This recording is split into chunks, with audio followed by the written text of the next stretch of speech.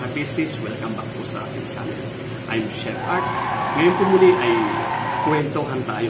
Pag-usapan po natin ang isa sa napakagandang negosyo ngayon na medyo nakakatakot pasukin kung hindi ka maniniguro. Kailangan po dito ng talino, konting advice na may mga nakakaalam at naka-experience po nito. Pero maganda po itong negosyo nito kasi malaki po ang pwede mong kitain. At yun po yung ating pong pag-uusapan ngayon. Upang sa ganun ay may share po sa iyo ng buo yung ating pong halaman. Okay? Tapusin po natin ang video po ito. Okay? At kung bago ka pa lamang po sa channel na ito, sa baba po ng video po ito, please subscribe and click the notification bell. Paki-like na rin po at paki-share na rin po sa inyo mga kaibigan. Kung sa ganun ay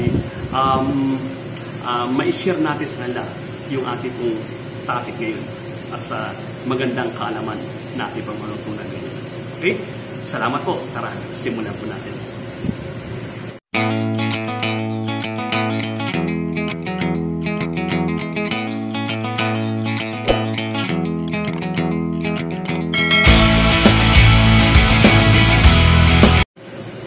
Ang topic po natin ngayon ay yung saan natira, saan nakolekta, maganda po ba?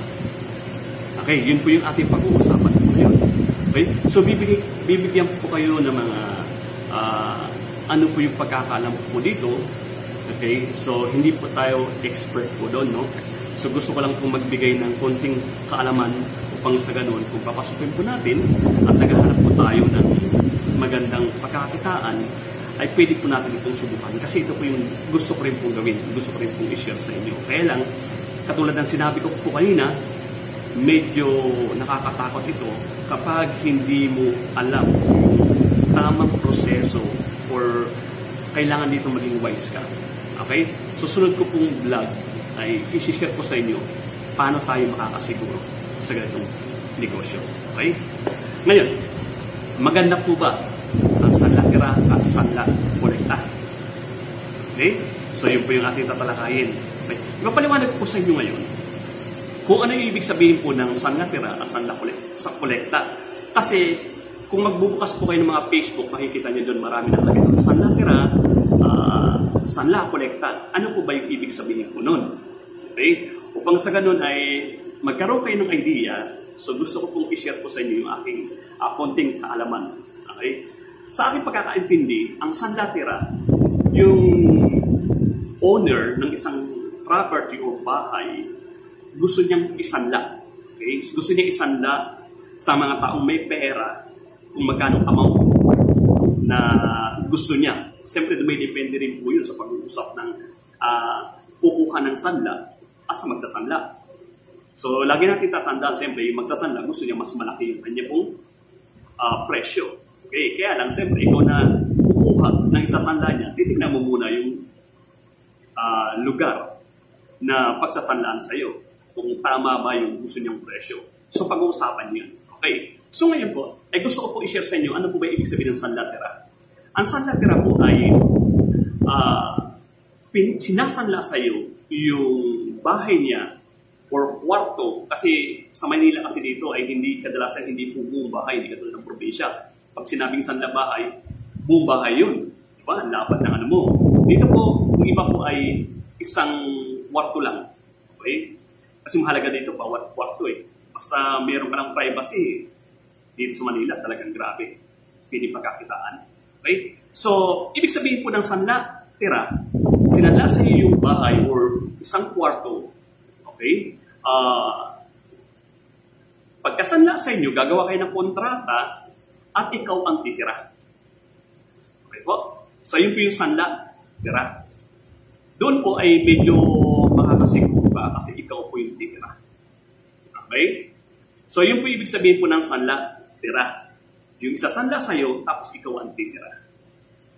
Okay? So, ito naman po yung tinatawag na sanla kolekta. Ibig sabihin po ng sanla kolekta, sa Facebook makikita nyo dyan, yung mga sanla kolekta. So, ang sanla kolekta po, isasanla sa'yo yung kanyang bahay, yung kanyang kwarto. Okay? Parte ng isang unit po niya, yung iba kasi dyan, building, tapos yung kwarto-kwarto lang, room-room lang po yun. So, isasanla po niya yun sa iyo. So, yung sanla kolekta ay isasanla sa iyo yung kanyang bahay, tapos siya yung titira, yung may-ari pa rin, at magbabayad sa iyo ng renta. Nakuha po natin. So, ibig sabihin, sinanla sa iyo yung bahay, pero nandun pa rin sila nakatira. Okay? So, sisingilin mo sila.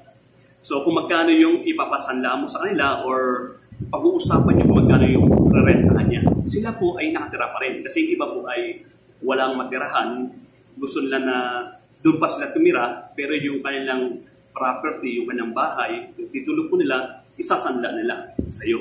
At sila ay magrerenta doon sa kanilang bahay na sinanla sa iyo. Kasi ikaw na magiging may-ari nun. Nakuha po natin. So, yun po yung sanla kolekta. Okay? So, sila pa rin po yung manatili doon, tapos, babayaran ka na ng buwan-buwan. Okay? Ang iba naman po ay hindi sila titira doon, pero meron silang kamag-anak o kakilala na sabi nila ay naka-stay na doon o nagre-renta na, ito na lang ang mangungulekta. So, yun po yun. Okay? So, kaya lang, gusto ko lang pong bigyan ng linaw yung dalawa pong yun, na kaya sabi ko po nga sa inyo, medyo nakakatakot ito kapag hindi ka naging wise bilang isang tatanggap ng sanla.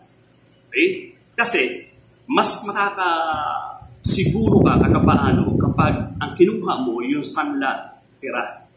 Kasi pag sanla sa'yo, titira ka. So, hindi ka tawag ito maloloko ng basa-basa. Kasi ikaw na yung tumira doon sa pinagsanlaan sa'yo. Kasi lagi natin tandaan na sa panahon natin ngayon, ang dami na lumalaganap ng mga manluloko, okay, manggagancho. So, sinasanla isang property, yung pala ang dami na palang pinagsanlaan. So, malaking problema po yun. Diba? So, kaya mas maganda kapag ikaw po ang tumira kapag sinanla sa'yo. Okay po? Ganun. So, ang sanla kolekta naman, yun nga, katulad na silang titira, ang nagiging problema po doon ay ito. Una raw, maganda ang pagbabayad. Kaya na nakatira po doon, bandang huli, ang dami ng dahilan. Ngayon, hindi mo na sila mapupwersa na singilin. Kasi nga, dahilan pandemic.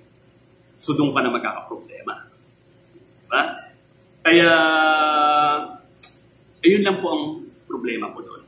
Kapag sanla kolekta. Mas maganda po ang advice ko po ay kunin mo ay sanla tira. Tapos, gumawa ka ng kontrata na ikaw ang titira doon. Kapag ayaw mo nang tumira, pwede mong parentahan. Kasi ito yung mga nagiging problema sa mga nakakilala ko na nakakausap ko sa mga sanla tira at sanla kolekta. Na ang ginagawa po ay sasanla sa iyo yung kanyang property, tapos meron palang kamag-anak na nakatira sa sanla kolekta, sabi magbabayad ng buwan-buwan. Una, dalawa, magandang bayad. Bandang huli na, dadahilan ng pandemic, wala raw trabaho. So hindi mo na basta-basta mapalis kasi nandoon na. Okay, hanggang sa magbarangay na kayo. Diba? So ikaw naman, siyempre, kung busy ka, kailangan pumunta ng hearing. Diba? So, mababalik pa rin yung pera mo kasi pwede mo silang kasuhan ng estapa. Diba? Kaya lang, grabe. Diba? Magiging parang hindi nag-blessing sa iyo, naging perwisyo na yung nangyayari. Diba? Kaya kailangan po ay maging wise ka. Okay? Sa ganitong negosyong papasukin mo. Okay? Ang kagandahan lang po dyan, kapag sanla tira, okay? Lalo kung ikaw po ay nangungupahan, diba? Hindi ka na magbabayad ng monthly. So, example, ang kontrata nyo, kasi may contract yan. May kontrata na 1 year, 2 years, 3 years, so depende sa pag-uusapan nyo. Okay? Kung magkano po niya sa sanla. Sa bandang Pasig po kasi ay medyo mahal na. Halos 150 ang pinakamababa, 200, 250,000 gano'n na. Kaya lang kung titignan mo, lalo may mga lugar kasi o bahay na minsan ay hindi pa talaga titulado. Tawag dito ay rights lang. Kung kukunin mo ng mga 250,000, 350,000, nakakatakot po yun. Kasi hindi siya titulado, paano kung may problema na yun? Diba? Tinakasa ka na ikaw kawawa. So, for example, yung pala ang lupa na yun ay nasa gobyerno, di ba? Laki problema yung pera mo, hindi na makakabalik sa'yo. Okay? So, kaya kailangan maging wise ka dito. Okay? So, isa pang advice, kapag papasukin mo po itong negosyong ito, unang-una, punta mo ang barangay. Tignan mo po kung sa kanya po ba nakapangalan yung property or bahay na kanya po sinasanda sa'yo. Kasi doon po ay malalaman mo at makikita mo sa barangay kung sila ba talaga totoong may-ari. Kasi iba niyan ahente lang. Sinasanda, hindi mo pala sa kanila. Okay? So, kailangan maging wise ka. At gumawa ka ng magandang kontrata na magiging dalawa kayo magbibenepisyo. Okay? Na walang magiging problema. Pagdating ng araw. Okay po? So,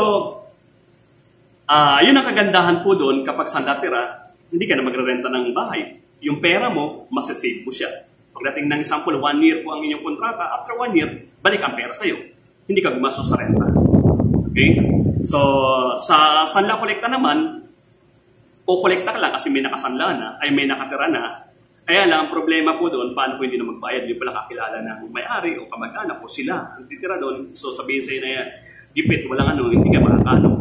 Hindi ka makapalag na. Diba? Hanggang sa magkaroon na kayo ng problema. Mas maganda, tirahan muna, then sa kontrata nyo ilagay mo na kapag aalis ka, parerentahan mo. Kasi mas maganda na ikaw ang kumuha ng magrerenta ng sinandan sa iyo. Okay po? So, may mga, katulad na sabi ko po kayo na sa inyo, medyo malaki-laki ang kapital. Okay? So, mayroong mga 80,000, ang pinakamababa na dyan, minsan 50,000, pero ang lit-lit na ng kwarto, minsan isang tao lang pwede matulog doon or tumira po doon, tsaka hindi maganda yung lugar. Okay? So, kaya malaki-laki ang kapital. 80,000, 100,000, so depende sa lugar. Okay? Kapag sentro kasi, lalo sa Pasig, ang mamahal na, 200,000, 300,000, napaka-mahal na. Kasi sentro po siya. Di ba? So, nandiyan kadalasan yung mga malapit sa Ortigas, malapit sa Makati. So, yun, medyo malaki-laki lang ang kapital. Pero may mga makukuha ka pa rin sanla kolekta, sanla tira, sa mga medyo liblib-lib, lalo yung mga antipolo, mayroon pa dyan. Meron nga ako nakita nakaraan sa 50,000, kaya lang malayo na. Okay? So, yun po yun. Medyo malaki-laki lang po ang kapital. Ang kagandahan lang po doon, kung tayo po ay magpaparenta, example, ang puhunan mo ay 100,000, nakakuha ka ng isang kwarto. Siyempre, kailangan mo pagandahin. Okay? So, kung parerentahan mo po siya ng 3,500, so, tumira ka muna isang buwan, okay? Tapos pinarentahan mo, napaganda mo yung area, or kinuha mo, maganda na, at kaya mong parentahan ng 3,500, i-times po natin yung sa 12 months. Okay? Sa loob ng isang taon, pwede kang kumita ng 42,000 pesos. Okay? Sa loob ng isang taon. Okay? So, yung pera mo, after 1 year, pwedeng maging 142,000 pesos. Diba? So, yung kagandahan po doon. So, kapag pinarentahan mo naman po yung bahay mo o yung sinanla sa'yo ng 4,000, sa loob ng isang buwan, kikita po siya ng 48,000 pesos. 4,000. Kung 4,500 naman po ang parerenta mo sa nakuha mo, example ang puhunan mo ay 100,000 pesos. Nakuha mo isang room, okay, isang unit. So, paparerentahan mo siya ng 4,500, pwede kang kumita sa loob ng isang taon ng 54,000 pesos kung 4,500 yung iparerenta mo. So, yung pera mo, kikita, alas doble. Diba? Sa loob ng isang taon. Paano kung 2 taon or 3 taon? Yun po yung kagandahan. Kaya nga sabi ko sa inyo, maganda pong negosyo. So, ang sabi ng iba ay, ang dami raw ayusin kapag umalis yung ano na lang po yun. Sabi-sabi lang yan. Pero kung kukumputin mo, malaki kikitain. Kasi, yun, katulad sabi ko sa inyo, maging wise ka lang. Diba? Pagandahin mo yung unit na nakuha mo, parentahan mo po siya. So, pwede ka kumita. Yung pera mo, ibabalik pa sa iyo ng may-ari, kikita ka pa. Okay? So, para kumita ka ng mas malaki, at malaki rin po ang yung pwedeng iparenta, siyempre, pag kinuha mo yung sanlatira or sanla kolekta, okay, kailangan meron kang isa sa alang-alang. Okay? Ano po yun? Unang-una, siyempre, dapat, pag kinuha mo isang unit, tignan mo muna kung maganda ba ito. Yeah? Kasi baka kung inano mo lang ay mura, kaya kinuha mo siya, yung pala pangit. So, ang magrerenta sa'yo, isang buwan lang alis na yan. Diba? Kasi medyo hindi sila nagandahan doon sa room or bahay na pinarerentahan. Okay? Kaya kailangan po ay maganda yung ating kukunin unit. Okay? Room or bahay na kukunin natin kapag may nagsanla sa atin. Kailangan, siyempre, tingnan natin kung maayos ba yung dingding. Diba? Kasi mayroong mga kwarto na hindi pa tapos. So kung ang dingding niya po ay makikita pa yung hollow block, so araw-araw yan dyan, malalaglag yung mga buhangin. Kaya anong mangyayari? Madidismaya yung nagrerenta sa'yo. Baka isang buwan lang yun o 2 buwan lang yun, aalis na yan. Okay? So kailangan maganda po yung dingding ng ating pong kukuning unit. Okay? Kahit paano, hindi magiging parang perwisyo sa ating mga bawat buhangin na nakukulog. Diba? So, kasi yung alikabok niyan, lalo yung mga ngayon, mga hollow block ngayon, madali rin siya madurog. Kaya, bukasan, ang daming alikabok na nakukulog. Okay? So, mas maganda nga po kung nakapintura. Diba? So, sa Pasig po, ang mga parentahan po ng ganda. Kasi kapag lilipat ka, sample, nag-down ka na, renta mo isang unit o isang kwarto. Ang ginagawa ko lang, pinipinturahan po yun. Pag-alis mo ng dating tenant. Okay? So, pipinturahan mo lang, pagagandahin nila, ibibigay sa iyo magandang pintura. Okay? Kaya yung presyo po, napakataas din po. Okay? Pero naman, may kita mo, para ka nasa condo. Diba? So, ang ganda ng unit mo, ang ganda ng tirahan mo. Okay? So, kaya maganda kung merong pintura. So, kung wala namang pintura, basta naka-finishing po yung dingding, at ikaw naman pintura. Diba? Pwede mo siyang patasan ng renta. Okay? Sunod po, dapat din po ay tignan mo kung meron di ba signal. Kasi may mga apartment or room na pinaparentahan, kailangan pang lumabas. Hindi ka makatanggap ng message kapag nasa loob ka ng bahay mo o kwarto mo. Diba? Lalo kung ang nagrerenta sa'yo ay nagtatrabaho sa opisina, kailangan laging tawagan or nagtatrabaho siya na kailangan ay nakabukas 24 hours yung kanyang cellphone, ang mangyayari po dyan ay magiging parang pabigat pa sa kanya. Okay? Kasi hindi makakuha ng maayos na signal. Okay? Kahit sa syudad po, doon sa mother ko, ganun Pag nasa loob kang, hirap kumuha ng signal. Diba? Kaya kahit dito sa syudad, may mga lugar talaga na hirap yung signal. Kasi yung kanilang mga neighbor, yung kanilang mga kapitbahay, mataas na yung pader. Diba? Tapos ikaw ang lead doon sa lugar na yun. Kaya yung mga signal, naharangan ng mga building-building, kaya ng mga bahay na lalaki. So kaya ang hirap makakuha ng signal. Okay? So maganda po ay tignan natin, i-check natin kung maganda po ba yung signal po doon sa ating kukunin na o sinasanla sa atin. Okay? Next ay check mo rin po kung yung bubong po niya ay tumutulo. Okay? Kasi mahirap po yun na kumuha ka, tapos kinuha mo siya tag-init. Siyempre, walang ulan. Nung nagkaroon na ng tag-ulan, tumutulo na. So ito tawag na sa iyo yung tenant mo, yung pinarerentahan mo, ano dapat gawin. Di ba? So kailangan paayos yun. So hindi tatagal ang yung tenant yung nagre-renta sa iyo kung hindi maganda po yung kwarto or unit na kinuha mo. Okay? Titignan mo rin po ba kung may bintana. Kasi mayroong iba, minsan halos hindi maganda kapag wala na pong bintana. Wala ka na nasisingot na sariwang hangin. Okay? Kahit paano may hangin na pumapasok. Kasi kinukonsidera po yan, isa nasa alang-alang na kailangan mayroong pumapasok po at paano ay hangin na galing sa labas. Kasi kapag wala pong hangin na pumapasok sa isang kwarto o sa bahay, halos sakitin po yung mga nakatira doon. Naranasan po namin yun. Kumuha ako ng isang bahay, halos walang bintana eh. Yung electric fan doon na lang, umiikot halos, yun na lang po yung nai-inhale nyo tsaka exhale nyo. Yung exhale mo, yun na rin yung inhale mo. Ipaulit-ulit lang rin. Kaya may hina po yung resistensya nyo kasi walang sariwang hangin na pumapasok. Kaya, yun, lagi kayo nagkakasakit. Masama ang iyong pakiramdam, matamlay, kasi nga wala po siyang sariwang hangin pumapasok. Kaya kung kukuha rin po kayo ng unit, may bahay na titiran, kailangan may pumapasok po na hangin. Okay? So, yun po yung pwede ko pong i-advise po sa inyo. Okay? Upang sa ganun, maging maganda po yung presyo kung ating pong parerentahan. So, at tatagal po yung ating pong kliyente or ating pong nagre-renta po sa atin kung nakuha na po natin ng isang unit. Okay? So, pangalawa, ang kailangan po natin gawin, check din po natin kung safe po ba yung lugar. Okay? Kasi may mga lugar talaga na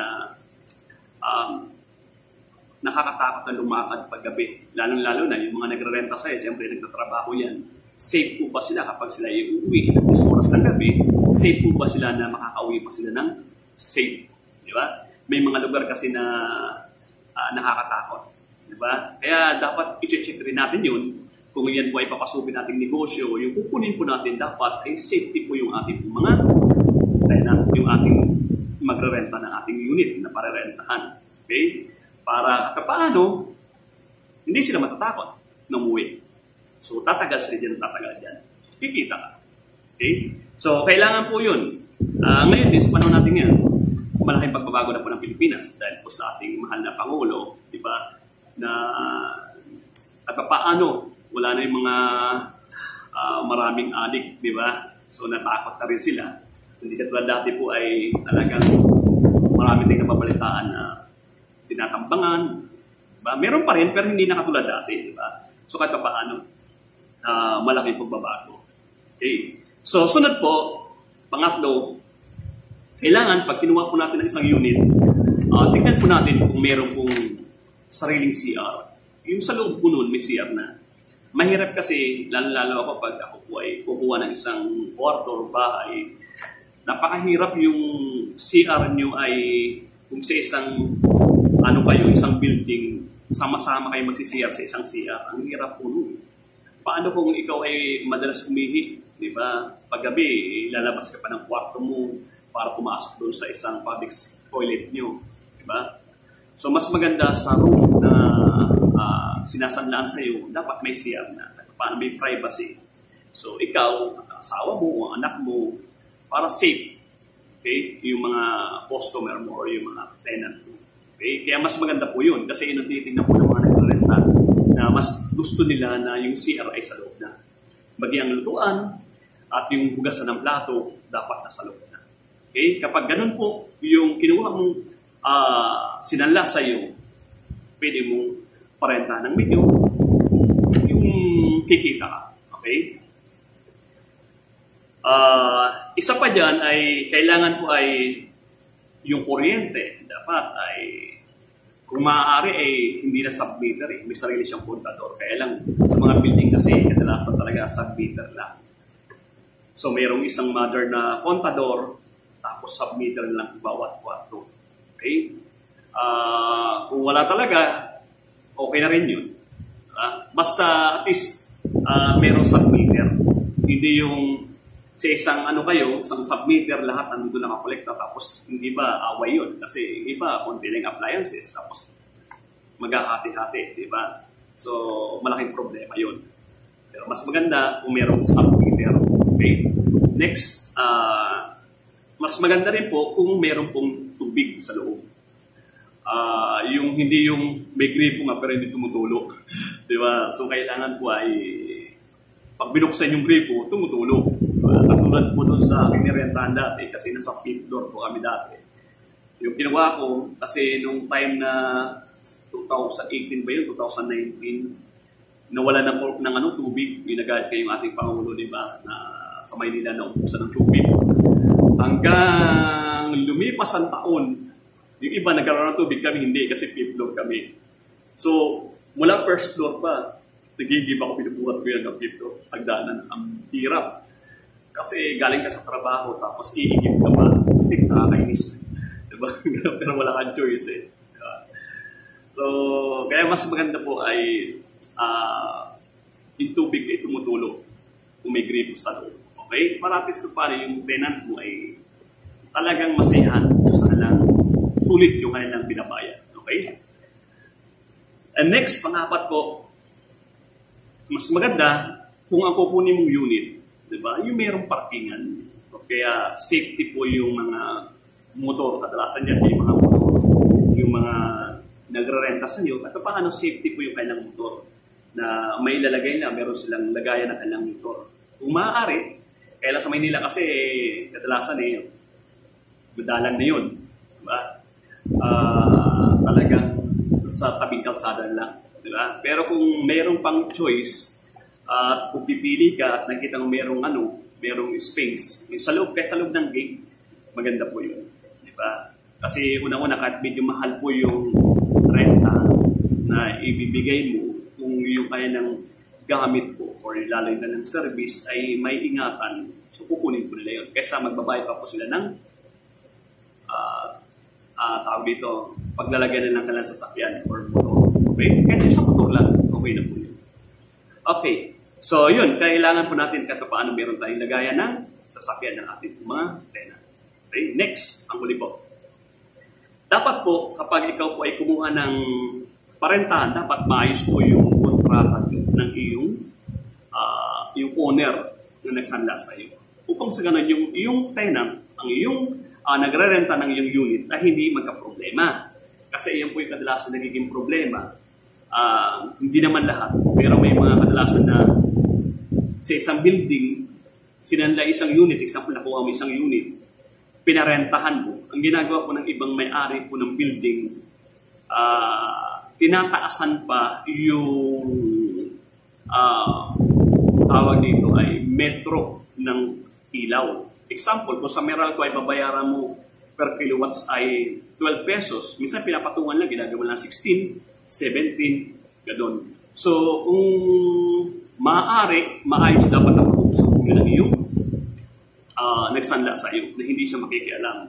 Mag-hindi sa tubig, di ba? Paano, hindi mag-rebyado din yung customer mo o yung nagrenta ng unit na pinararentahan mo. Kung sa ganun, tatagal lang yung kliyente. Okay? Kasi kapag nainis yung kliyente, yung nagrenta sa unit na pinararentahan mo dahil sa ang taas ng tubig, pinapatungan pa yung kuryente, talagang malinis pa yan. Diba? So, may inis yan. Kaya, hindi tatagal yan, aalis yan. So, ikaw rin apektado, sayang din yung isang buwan o 2 buwan na bakante ang iyong bahay. Okay? So, yun po. Sa sanla tira, sanla kolekta, maganda po siya. Basta, sa aking ibinigay na advice sa inyo, yun po ang inyong pong isaalang-alang. Okay? Kapag ginawa po niyo yun, ang mangyayari po doon maganda po. Ang may ilalagay yung presyo sa inyong parerentahan na sinanda sa inyo. Okay po? So, katulad ng computation po natin ngayon na, pwede kang kumita ng 54,000 sa labing isang taon kung 4,500 ang iyong iparerenta. Eh, paano kung 2 taon yan? Di ba? So, pwedeng maging 108,000. So, ganun po siya.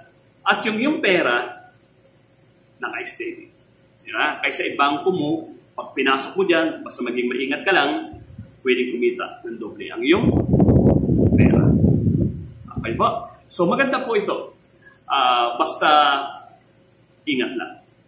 At sa sunod po nating vlog, tuturo po sa inyo kung paano po tayo makakasiguro at paano ay magiging safe po yung pera na ipabayad po natin sa nagsanla po sa atin.